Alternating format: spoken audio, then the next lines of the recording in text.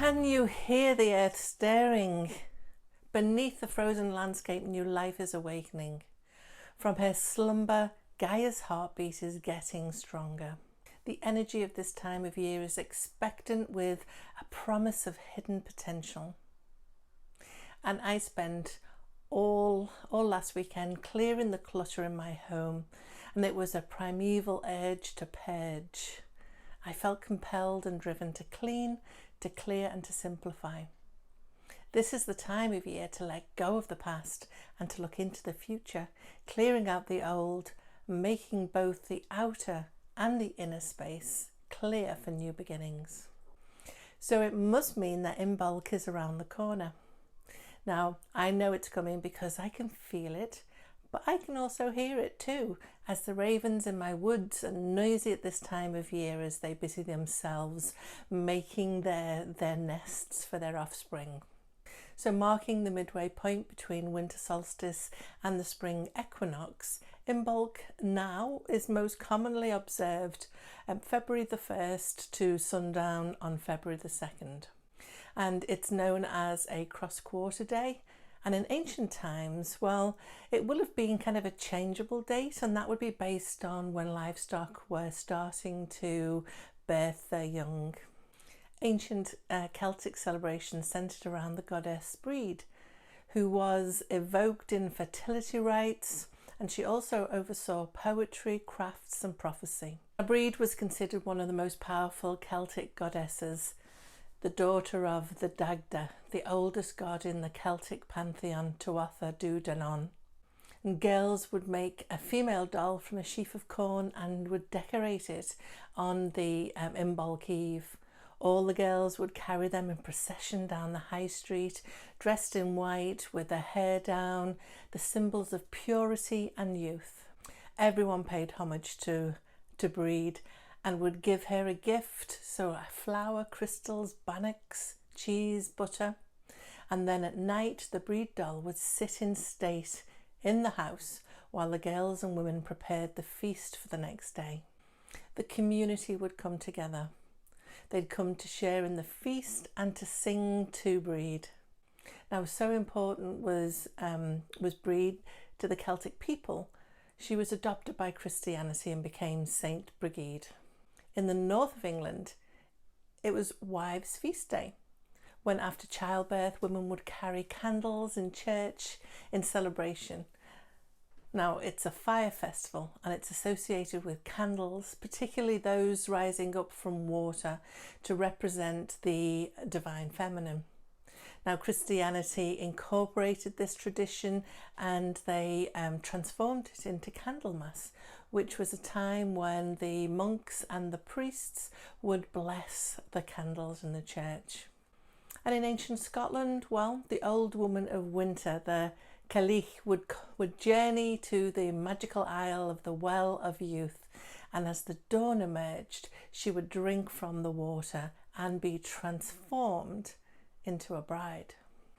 And our ancestors would have been engaged in clearing the debris of winter, undertaking the first ploughing and sowing some early seeds. Now, our relationship with the earth and her cycles really are an innate part of us. Even if we don't pay attention to the wheel of the year and the passing of the seasons, our bodies and our psyches are really tuned and programmed to respond. You might have started to feel the stirrings of spring already. Maybe feeling a little hopeful, maybe even restless, and maybe like me you felt compelled to spring clean, and I would highly recommend it. It felt good. Now, spring not only occurs in the outer world of nature, it occurs within our inner world too, within our psyche. And so we do need to clear that internal clutter too.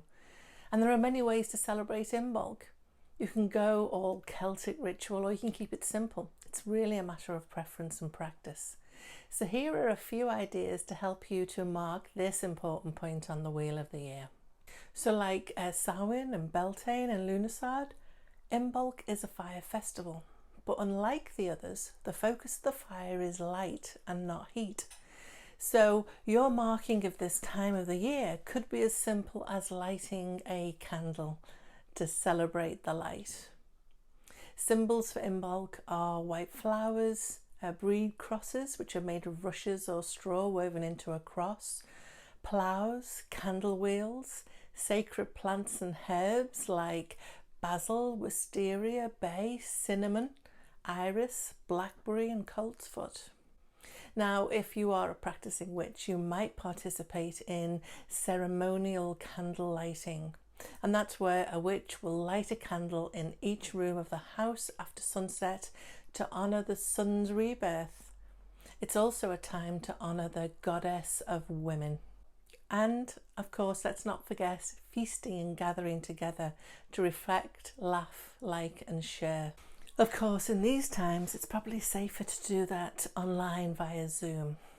And like spring cleaning, Imbolc is also a perfect time to cast cleansing spells and to clean your energy in order to prepare for spring, so undertaking some ritual baths.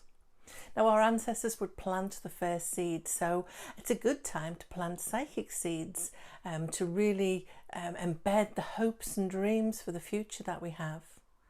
If you have an altar, you might want to decorate it with symbols of the season. Maybe you've got some first snowdrops appearing in your yard. Maybe pick one or two. But remember, ask permission from the plant first before you pick them. You will know vibrationally if they're in alignment with you picking them or not. Now, white and green are the colours associated with Imbolc, so you can add maybe an altar cloth to reflect those colours.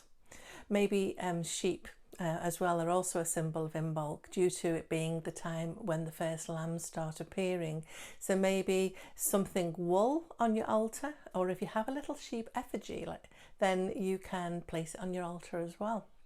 Now, traditionally, Imbolc was a time for visiting holy water, a spring or a well, to both purify and bring fertility to our dreams. So you can go and find some water and go and splash it over yourself as you set your intention to cleanse and purify. And it's a good idea to start to think about what you want to bring about in your life. Imbolc is about new beginnings, so you can literally or symbolically plant the seeds for the future. Divination is another thing that you can do at this time, and as it's a fire festival, I like to fire scry. Now, if you don't have access to an open fire, you can candle scry instead. And to do this, all you need is some quiet time when you're not going to be disturbed, access to a fire and some logs, or if you don't have that, a candle. Obviously, you'll need something to light it with as well. Now, you can play soft, gentle music in the background if you would like that. And I'd highly recommend, kind of turning the lights down low, really kind of creating an ambience. Grab your grimoire or a journal to make notes after the session, because information might flow.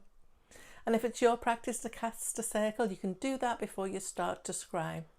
And if not, I would recommend doing some energy protection beforehand. You can visualize a white light around you before you start. Light the fire. Let the flames grow taller and bolder and brighter. Breathe deeply and evenly, allowing yourself to relax and become comfortable. Focus your vision on the center of the dancing flames. Now, don't worry about staring too hard. Just rest your eyesight whenever it's the most comfortable. Draw the energy of the flames towards you. Allow yourself to feel their power. Allow your mind to let go. Watch as the fire or the flame flickers and flashes. Do you see images in the flames? Some people see clear images, while others see shapes in the shadows, maybe mere hints of what is within. So look for images that seem familiar, or those that might repeat in a pattern. And don't forget your hearing. Do you hear sounds as you watch the fire? Maybe you hear the crackling of the wood, the roar of larger flames, the snapping of embers, or maybe something else. Some people report hearing faint voices singing or speaking in the fire. Now, thoughts and ideas may pop into your head, seemingly unrelated to anything that you see or you hear. And if you're able to jot them down in your journal, on your notepad, without breaking the magic of the session, you can do that. Otherwise, make notes on what you saw and heard and felt after the session. Now, spend as much time as you like watching the fire. But once you start to get uncomfortable or a bit fidgety, well, it's time to wrap things up. And when you're ready to end your scrying session, take a few moments to just relax. Look away from the flames, take some deep breaths in. And you can either leave the fire burning, if it was going to be safe to do so, or you can extinguish it yourself. And if you're using a candle and you blow out the flame, a great tip that was given to me by my mentor Matilda is to watch the smoke, because there might be a message in the shapes and the patterns that the smoke makes. Now, don't worry if the images didn't make much sense. Don't wrestle with it, let it go and let your subconscious mind do the work. It'll often make sense of it if you don't resist it. And it may make sense over time, or other messages are provided that give you clarity. Of course, it's entirely possible the message isn't for you, and maybe who it is will reveal itself over time. Now be sure to review your notes later so you can reflect on the things that you've seen. And if you scry regularly, get into the habit of comparing notes from one session to the next to see if there are any messages or images that appear often, some correlations to the information.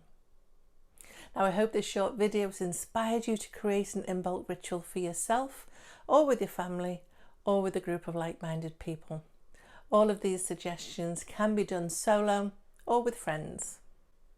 And if you have a favourite Imbolc ritual that you do, but I didn't mention, please do leave it in the comments below so that everybody can share in it. And as always, please like and subscribe. You play an important part of building community, and I thank you for that. So it's with much love that I'm going to leave you. Ta-ta for now.